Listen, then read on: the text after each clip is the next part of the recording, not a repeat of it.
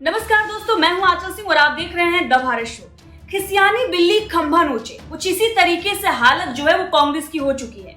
राहुल गांधी को बार बार कांग्रेस लॉन्च कर रही है, लेकिन वो पूरी तरीके से फुस हो जा रहे हैं। विपक्षी दलों के से इन्होंने गठबंधन भी कर लिया, लेकिन वो बात मानने को तैयार नहीं हो रहे हैं।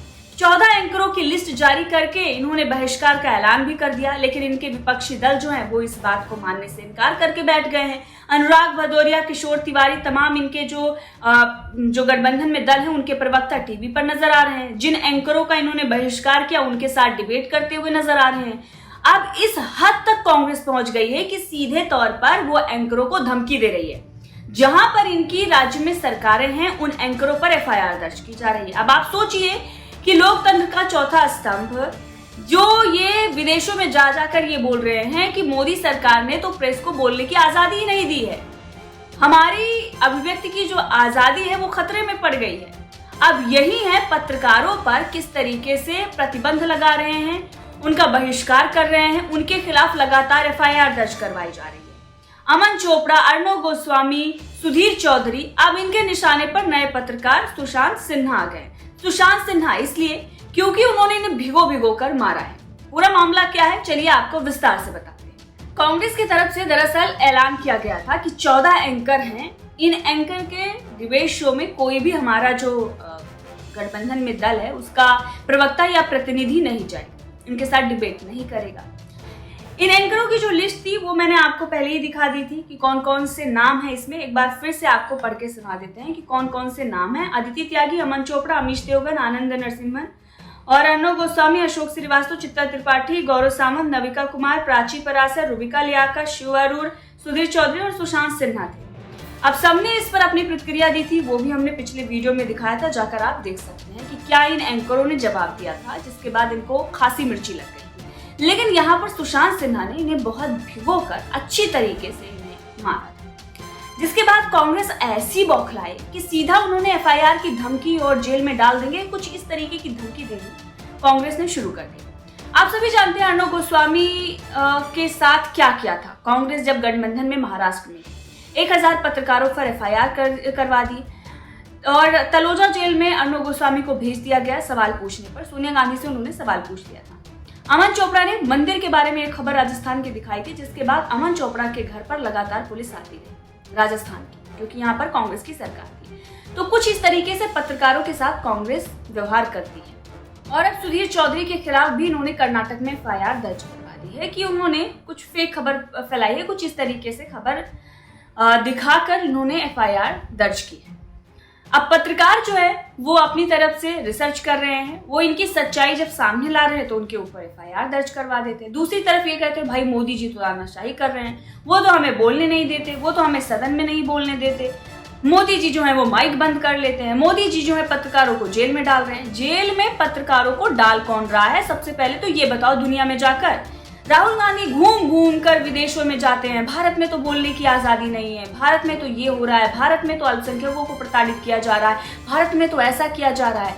और इनके खुद के गठबंधन के नेता ये कहते हैं कि हम सनातन को मिटा देंगे, सनातन ये है, सनातन वो है, हिंदुओं के साथ ऐसा होना चाहिए, रामचरितमानस पर अनर्गल बातें कर रहे हैं। तो सच्चाई ये है कि राहुल गांधी जो दुनिया में जा जाकर बोल रहे हैं, एक्चुअली में इनकी ही पार्टी ये सब कर रही है इस देश में।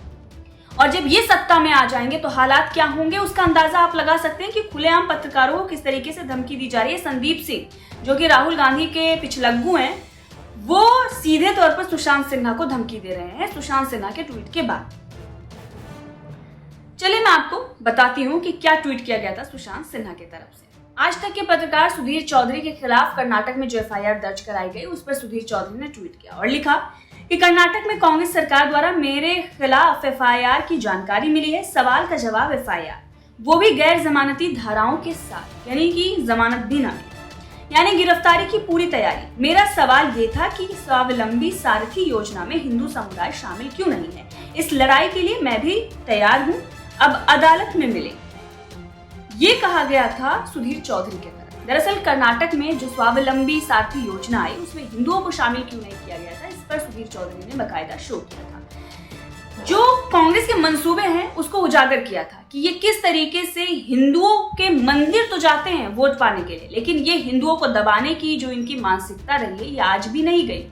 तुष्टीकरण की इनकी राजनीति पहले भी थी और आज भी है। जैसे ही सुधीर चौधरी ने इस पर शो किया उसके बाद कर्नाटक में एफआईआर दर्ज कर दी गई। सुधीर चौधरी ने इस पर ट्वीट किया।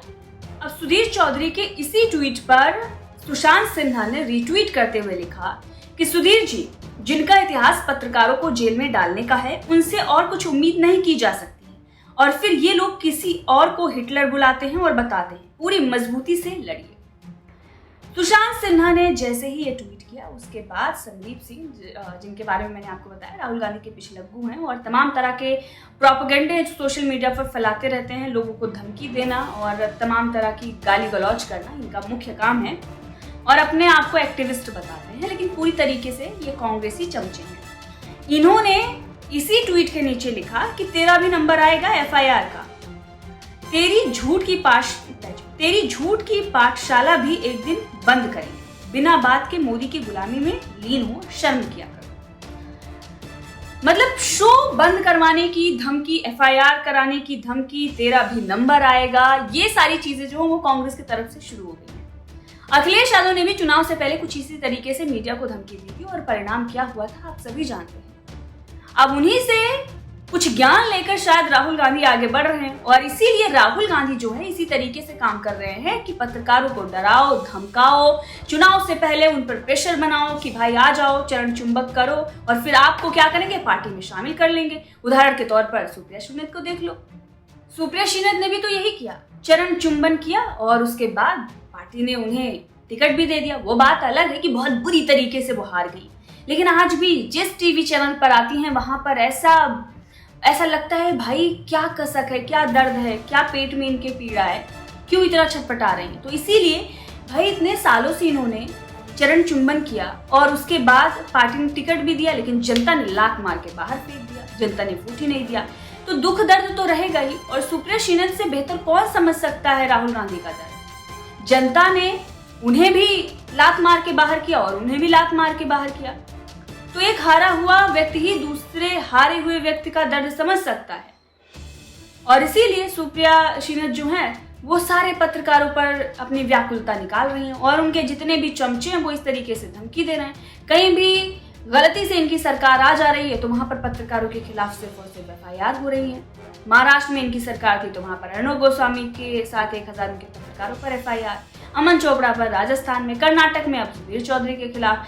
अब पाठशाला जो शो आता है जिसमें किसी को बुलाया भी नहीं जाता है उसको भी बंद कराने की इन्होंने धमकी दे दी है।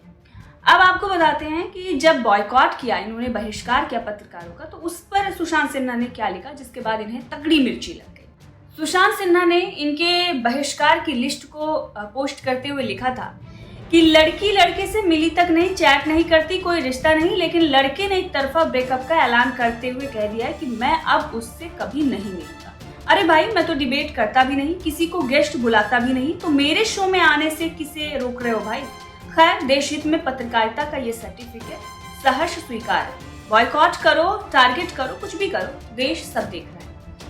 यहाँ पर सुशांत सिन्हा ने ये बता दिया कि भाई जब तुम आते ही नहीं हो तो क्यों बहिष्कार के लिस्ट में मेरा नाम डाल रखा है कि इनके डिबेट शो में नहीं जाएंगे। मैं तो कोई डिबेट शो करता ही नहीं हूँ।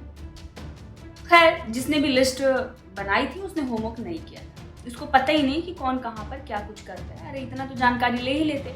मैं भी किसी पत्रकार का शो नहीं देखती, लेकिन अगर मैं किसी पर काम करूंगी तो चलो ठीक है, मैं जान लूंगी कि इनका डिबेट शो आता भी है या नहीं आता है।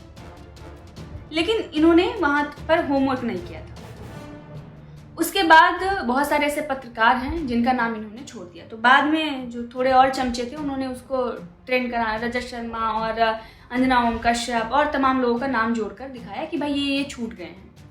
तो फिर जिसने लिस्ट बनाई होगी उसको डांट फटकार पड़ी होगी। और इसके बाद सुशांत सिन्हा ने एक और ट्वीट किया जिसके बाद तमाम जो पिद्दी पत्रकार हैं, जो असली में गोदी मीडिया है, वो चिढ़े। सुशांत सिन्हा ने लिखा क्योंकि इंडिया में आखिरी अलायंस यानी कि गठबंधन के लिए है, इसीलिए आज से बुलाते वक्त ध्यान रखें गठबंधन का नाम इंडी, गठबंधन के पत्रकार चिंदी मीडिया। दरअसल गोदी मीडिया का बहिष्कार जो है वो ट्रेंड कर रहा था और तमाम जो अपने आप को निष्पक्ष पत्रकार कहते हैं और किसी ज़माने में जब कांग्रेस की सत्ता थी तो चरण चुंबन करते थे और उसके बाद ही मंत्रालय डिसाइड होता था। स्टूडियो में बैठकर बताते थे कि किसे कौन सा मंत्रालय मिलेगा। तो वो पत्रकार मोदी राज आ गया तो फिर मालिक के पक्ष में बोलेंगे और फिर जनता तो सुनने से रही नहीं। तो चैनलों ने भी गिरती टीआरपी देखते हुए उनको बाहर फेंक दिया। जब उन्हें बाहर फेंका गया तो फिर वो यूट्यूब पे आ गए और अब जब यूट्यूब पे आ गए हैं तो ये बोल रहे हैं हम तो भाई निष्पक्ष पत्रकारिता करते। भाई निष्पक्ष पत्रकारिता आप करते हो, यूट्यूब वाले भी करते हैं, लेकिन अगर आप कर रहे हो तो आपको निष्पक्ष करना चाहिए ना। आप क्यों अपने मालिक के गोद में बैठकर पत्रकारिता कर रहे हो और दूसरों को गोदी मीडिया बता रहे हो। तो वो लोग जो थे वो गोदी मीडिया कर रहे थे, जिस पर सुशांत सिन्हा ने ये ट्वीट किया, जिसके बाद उनको भी मिर्ची लगी और उनके मालिक और उनके चमचों को भी मिर्ची लगी। तो अब आप देखिए, एक पत्रकार सुशांत सिन्हा ने पूरे कांग्रेस को हिलाकर रख दिया है। कांग्रेस ही नहीं बल्कि 28 पार्टियों को हिलाकर रख दिया। कांग्रेस मुख्यालय में इसी पर मंथन चल रहा है कि किस तरीके से सुशांत सिन्हा की पाठशाला को बंद कराया जाए, क्योंकि वहां तो हकीकत पता चल जाती है। वो तो सच्चाई सबके सामने ला देते हैं और जनता उसमें इंटरेस्ट भी बहुत ले रही है। खुद प्रधानमंत्री नरेंद्र मोदी पाठशाला देख रहे हैं और जनता को जब ये बात पता चली है तो जनता और भी देखने लगी है कि भाई सुशांत सिन्हा ऐसा क्या दिखाते हैं जिसे खुद प्रधानमंत्री नरेंद्र मोदी देखते हैं। क्योंकि जनता जो है उसका मूड तो साफ है, मोदी और बाकी तो दूर दूर तक कहीं नहीं है विरोधी। इसीलिए अब पाठशाला और सुशांत सिन्हा जो है वो कांग्रेस के निशाने पर है।